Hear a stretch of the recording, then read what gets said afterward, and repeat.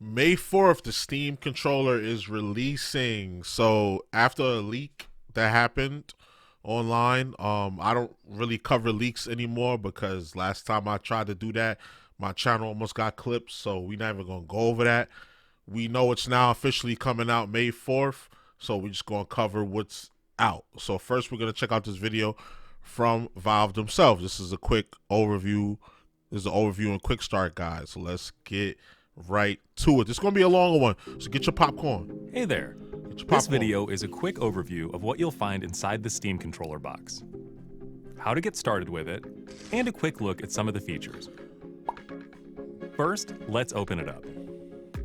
Inside, you'll find the all-new Steam controller, yes, sir. the Steam controller puck, which is both a wireless receiver and charging station, the USB-A to USB-C cable, and an information book. I was wondering if the cable was C to A. Okay, perfect.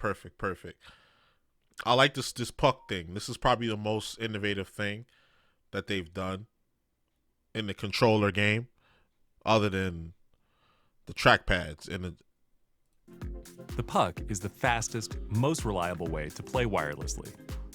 The easiest way to get playing is to connect the USB-C cable to your puck and then plug the other end of the cable into your PC. Right. Steam does all the hard work to make sure your controller performs seamlessly when playing your games. Turn on the controller by pressing the Steam button. Your controller will automatically be connected wirelessly to your PC through the puck. The LED will be solid white when connected. Press the Steam button on the controller again to bring up Big Picture mode, a controller-focused Steam interface. If you have a Steam Deck, this will look very familiar. Also, like the Steam Deck, we will be adding improvements and features with software updates.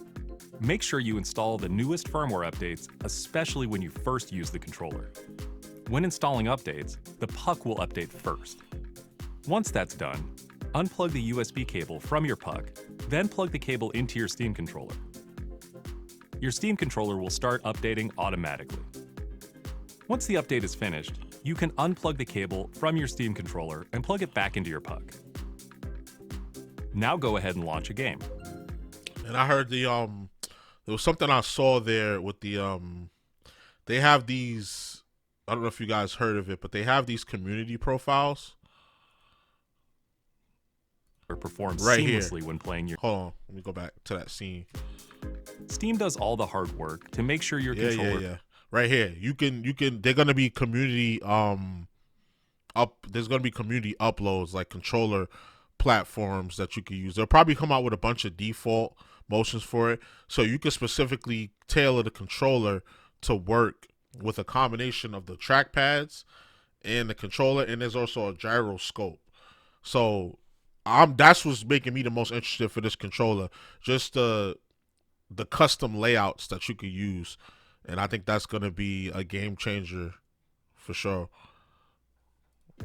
The Steam controller has all the normal gamepad controls that you're familiar with, including responsive, longer-lasting, next-generation magnetic thumbsticks. TMR sticks, yeah. It also has a bunch of new great technology, advanced inputs to help you make the most of your gaming latest experience. 2 trackpads that can be customized for all sorts of uses. A gyro sensor, which allows moving your controller around for input. 4 grip buttons, which can be toggled on or off and remapped to any functionality you'd like. And finally, 2 capacitive grip sensors on the handles to detect when your fingers are on the grips. The trackpads can be used in a variety of ways. They can be used as a mouse substitute to give you a more precise way to aim and control the camera, or a more intuitive way to play mouse-first games like Deck Builders and 4X. It can be used as a radial pop-up menu to give direct access to key inputs and fully customize don't tell me that. Countless possibilities. That's gonna be fire. The capacitive grip sensors are a new kind of input to help improve gyro gameplay. It works by sensing whether your hands are touching the grips on the controller. If you extend your fingers away from the grip, the sensor will turn off. The sensitivity is customizable as well, so you can configure it to be as responsive as you'd like. It can be used as a way to ratchet while using gyro. Simply release your fingers to turn gyro off and reset your position back to center. In our gaming, we found that grip sense can be used for other things as well.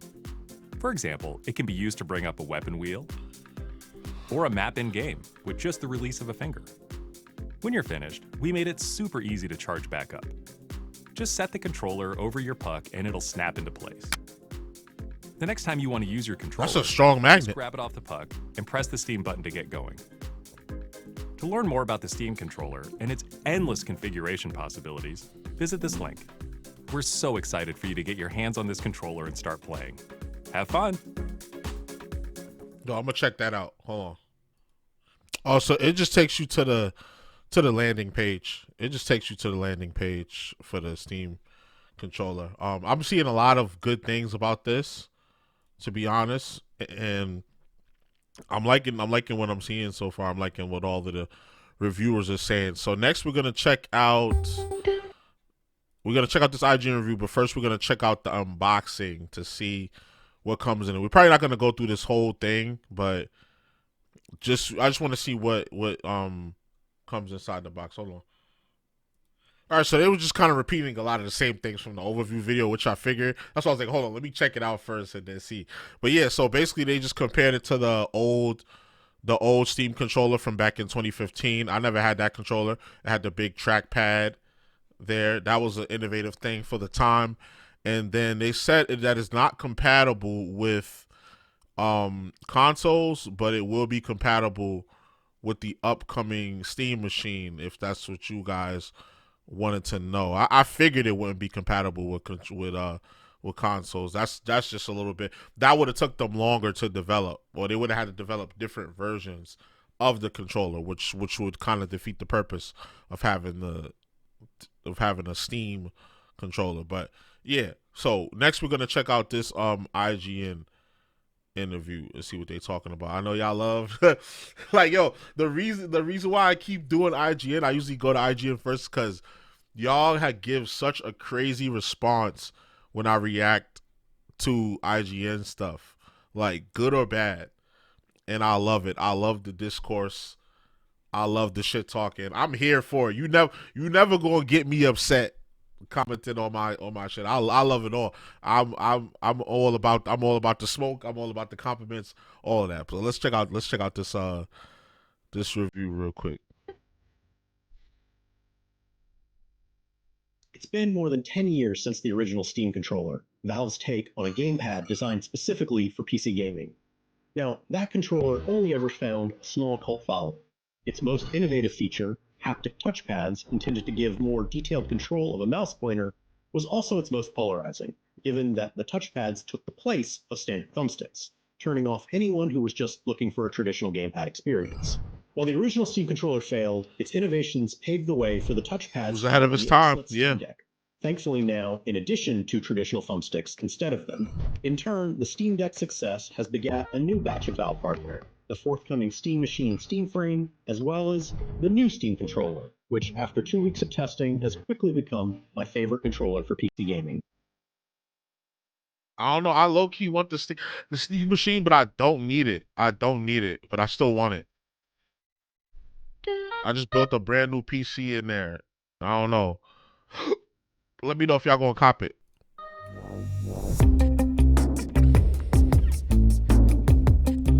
The new Steam controller will look familiar to anyone with a Steam Deck, but a little bit odd compared to the default Xbox controller. It has a standard controller shape with a symmetrical dual thumbstick layout, most akin to the base PS5 controller. Its ABXY face buttons and D-pad again mostly mimic the PS5 controller's layout, though they're very slightly more in line with the thumbsticks. The face buttons feel solid. They're not particularly clicky, but they have a satisfying press without any instability or rattle. The D-pad is similar. It has a nice bit of travel to it and doesn't feel mushy, but it lacks the clickiness found on the Xbox Core controller. It's perfectly serviceable for platforming in Hollow Knight Silksong, but it lacks definition on the inner cardinals and doesn't excel at quarter circles or other fighting game inputs. Of course, for that, you're better off opting for a dedicated fight stick. Or a pad, anyway, yeah. On top, I mean, are a fight the stick, triggers anyway. and bumpers. The bumpers feel about the same as the face buttons, neither clicky nor mushy, while the triggers have a comfortable lip and travel distance. There's no switch or trigger stops to adjust their physical actuation point, but using Steam input, you can change them to activate on a slight pull or assign separate actions to a soft versus a full pull if you like. Around back are the rear buttons, which rest exactly under your middle and ring fingers when holding the controller. I found them easy and comfortable to press, though the bottom two, R5 and L5, occasionally would press by accident if I rested my hands on my leg in a certain way while holding the controller. It's not really a huge issue overall, and only a problem if you happen to cross your legs and rest your controller hands in the exact same way that I do, but it's something to be aware of nonetheless. The analog sticks are excellent, with a shallow concave top and a rubberized lip around the ring. They're comfortable to use and quickly snap back to the center position when released. Unlike most controllers though, these have capacitive touch capability, which means they can detect whether your thumbs are touching them or not, and use this information to toggle advanced features like gyroscopic controls. But that's not the only advanced tech behind the sticks. They have tunneling magnetoresistance, or TMR sensors under the hood, which means they use magnets to achieve a higher polling rate, lower power consumption, and greater level of precision than traditional analog or even Hall effect sticks. Most importantly, TMR sensors are virtually immune to stick drift, as there's no physical components to the sensors that will wear down over time. The Steam controller should last years before the sticks degrade in any way. Below the thumbsticks are the Steam controller's most unique feature, its pair of... I have the GameSir controller. I have the Hall effect GameSir controller, which is right here actually. The Hall effect GameSir controller, the G7, and I also have the Pro one, the G7 Pro with the TMR sticks. And the difference between the TMR sticks and Hall effect sticks, it's a noticeable difference. TMR going from regular controllers like what you would have on the Xbox and shit like that, or the PlayStation, it's day and night. It's like you really feel a difference. Like if you're really a gamer, you can feel a difference. It's way smoother response. I feel like I haven't had to tweak my settings as much, like the sensitivity settings and stuff. It's right where you need it to be honest. So these TMR sticks should be along that same should be within that same ilk or area or quality, if you want. Large square touchpads, similar to those found on the Steam Deck. Like the sticks, these pads are capacitive, and they offer a pleasant haptic feedback whenever you touch them. The pads themselves don't click in, but they can be used as buttons in a variety of ways. By default, the whole pad functions as a single input, but you can customize this via Steam Input to mimic 4 directional buttons, a radio wheel, or a variety of more complex control schemes that you can customize or just download from the thousands of available profiles built by the Steam community. Now, all that said, while I absolutely adore my Steam Deck, I have to admit that I rarely use its touchpads. They are a nice to have in the event that a game doesn't offer controller support, but in most cases, I just don't play those games on my deck rather than attempting to navigate complicated menus or carry out complex unit control via the touchpad. My experience with the Steam controller's touchpads has largely been the same. For the sake of testing, I tried playing Crusader Kings 3 and Against the Storm with the Steam controller, neither of which have built-in controller support. In both cases, the games were playable, but it's not a very efficient or enjoyable experience, and I honestly just gave up in frustration after a few minutes, even when employing one of the community profiles already built for the Steam Deck. Still, they're a feature that I would much rather have than not have. If nothing else, the touchpads make controlling the Windows desktop significantly easier if you ever find yourself outside of big picture mode and don't want to reach for a mouse and keyboard. Now, that's not really a huge need when you're sitting at a desk with a regular PC, but with a couch and TV setup, it is critical. Now that'll be another game changer too, where like let's say if you have, there's some people that have their PC as their main entertainment console in the living room. So they'll have a PC for the room, a typical desk setup, and they'll have a PC for the living room. So in those cases, I think if we can get it to a point where you can quick resume and you can turn on the console, turn on the PC, or turn on the Steam machine, whenever that comes out, with the controller, I think that'll be another game changer. But that's actually pretty good. You can control Windows with the controller, so you don't have to reach for your mouse keyboard. Even if you're at the desk, you want to just get straight to gaming, you can just pick this up. That's not a bad it's not a bad feature to have at all. Rounding out the front of the Steam controller are its 4 start select like buttons. There's view on the left, menu on the right, quick access menu down below between the trackpads, and finally the large Steam button dead center. The Steam button has a variety of functions that cascade depending on if the next step is already active or not. In other words, it turns the controller on, it then launches or focuses Steam if it's not already launched. If you're already in Steam, it then launches you into big picture mode, at which point it achieves its final form where it simply opens or closes the Steam menu. It's a useful sequence of controls, meaning that other than turning on your PC, you only need to press the Steam button a handful of times to move from the Windows desktop into the controller-centric big picture mode, upon which it's easy to select and launch into a game.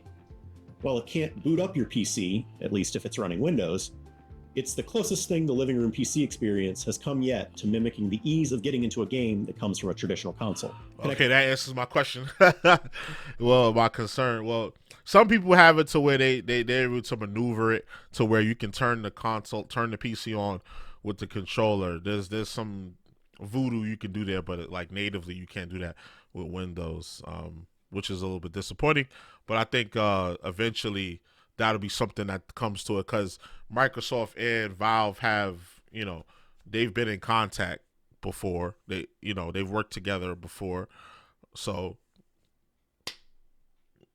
shit, they might figure that out. We don't know. Activity is handled by a small puck attached to a 5-foot USB cable, which connects magnetically to the back of the controller. It's a small detail, but I appreciate the rubber grips on the bottom of the puck, which help keep it anchored to your desk when not in use. And similarly, if you move the controller nearby, the puck jumps up to attach with a satisfying click. Yeah, that's cool. The puck thing is cool, man. This made it easy to use the controller plugged in when needing to charge, and the plug's USB cable is actually a USB-C port that the cable plugs into, which means you can swap it out for a longer or shorter cable if you like. Valve claims a 35-hour battery life, but the ease of connecting to the puck meant that I honestly just never came close to running out of battery while testing the controller. In the event you misplace the puck or want to charge or connect without it, there's also a USB-C port on the top of the controller where you would expect. You can also connect multiple Steam controllers to a single puck if you're a multi-controller household. The controller also supports Bluetooth, but overall it's a fairly cumbersome process if you plan on swapping between devices frequently. To be clear, the Steam controller is not compatible with consoles. Now, Valve is clear about this, but I was still hoping that the controller's broad Bluetooth connectivity would allow it to link up with the Switch or PS5 like it did my phone. Steam controller costs $99, which is an excellent price for the level of features that you get here. There isn't really a hard definition of what makes a Pro controller, but the standard hallmarks found on many include customizable controls of some kind, back buttons, better than usual stick or button sensors, swappable parts, and other advanced control scheme options that aren't found on the default console controllers. The Steam controller checks most of those boxes, and that's not even counting for its unique touchpads. And it does that while costing significantly less than high-end controllers like the Xbox Elite or the DualSense Edge. And while there was a couple podcasts I was watching where people would complain about, I remember when Pro controllers used to cost $99, and controllers cost the same amount as a game now, and that's a valid concern. But for this controller, the feature set and the capabilities that it's able to do, especially if you're obviously this is only for PC gamers. Like, I think $99 is a fair price given how the market conditions and given how the features that you're getting for it. That's just what I think. There are cheaper controllers out there with some high-end features like the $40 PowerA Advantage. They often cut corners elsewhere, typically being either wired only or they don't have rumble. Steam controller, meanwhile, is about as full-featured as they come. Yeah, like they'll make it wired only, or the build quality will be cheap as hell. Like going back to this controller, the G7. I got the G7 Pro, but it's in the room. I don't feel like going to go get it. But this has Hall effect. This is only $40 or $44. So let's just say $50. And it has Hall effect sticks. But the build quality, and it even has programmable buttons on the back.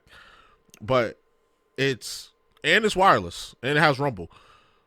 But the build quality is much cheaper outside of the Hall effect sticks. On a Pro, the build quality is much better. You get the Pro style grip, the rubber grips on the side, and you get 2 more programmable buttons at the top, and you get adjustable triggers on it. So there's levels to this Pro controller stuff, and even that one is only $79. So I think Valve charging $99 for this one is pretty fair. That's just my opinion, though. It's my opinion, though. Offer every single high-end controller option, Notably missing are short throw trigger stops, the ability to swap out parts, and its face buttons are merely perfectly fine rather than being particularly outstanding. But it has top-notch thumbsticks, outstanding haptics, and those touchpads that you just can't find anywhere else. Let's see what the verdict is. Steam Controller offers both an excellent out-of-the-box experience as well as a playground for enthusiasts to tinker to their heart's content. If you're just looking for a fantastic controller for playing PC games and navigating the desktop between them, the Steam Controller handles those duties perfectly. And if you're a die-hard customizer who wants to build out, or just borrow from the community, some bespoke button bindings and advanced touchpad controls, it does that too. Most importantly, it does both of these things without sacrificing one experience for the other. I know you fucking lying. Why would they put the video there? Why didn't they move it down there? I can't see the score. You shitting me? I like how the score you give it is covered by the next video icon. So what's the score? Well, we know it's not a 10. Because the 0 would have been leaking out over here. Oh, boy. Y'all fucked up. Let's see. Is this IGN The Steam video? Controller is a pro-level controller designed specifically for PC gaming. Here's why we gave it a 9. It's okay, so amazing. they give it a 9. It feels very similar to using the Steam Deck, with dual trackpads just like... All right, so 9. So 9. Like, come on, IGN. Y'all really fucked up with that one. But yeah. But yeah, I'm definitely copping. I said from when they first revealed it that I was copping. I was like, as long as it's like $100 and under, and it is right at $100, so I'm cool with that. So yeah, but y'all let me know how y'all feel about the Steam Deck controller. Y'all copping this or y'all skipping it? Let me know. So you already know the vibes. Like, comment, subscribe, all that good stuff. It's your boy JusticeXFalls, and we out. 1.